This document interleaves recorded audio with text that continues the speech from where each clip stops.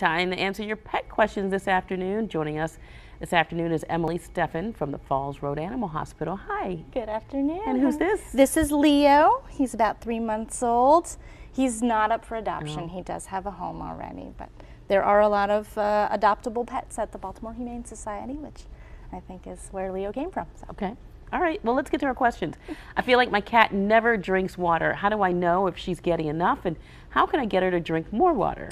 That is a very good question. There are a lot of cats out there who don't drink enough water, and that can affect their kidneys later in life. We see a lot of kidney disease in older cats, and oftentimes it's because they're not drinking enough water as young cats, and so their kidneys get sort of exhausted, you know.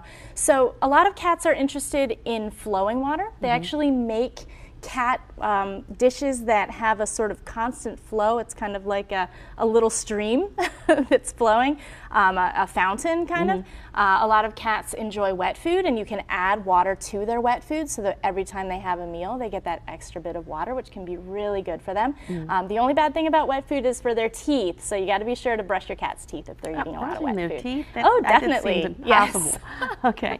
I recently inherited a 20-year-old African gray parrot. He seems healthy, but how often do birds need to see the vet? That's also a very good question. So birds need to see their doctor on a fairly regular basis, especially because birds are extremely good at hiding illness from us. It's in their nature to not show any weakness. You know, in a flock of birds, the one that acts sick actually gets kicked out of the flock by the other parrots. So it's in their nature to hide any illness for as long as they possibly can. Which means that you need to be really good about keep taking them to the vet at least on an annual basis to get their weight checked. We can run tests on fecal samples and do general blood work to make sure that everything is top notch. You know, oftentimes with parrots especially, it's important to make sure that they're good at the vet, that they have a comfortable and easy visit. So you want to work on that with your doctor too. Who knew? Yeah.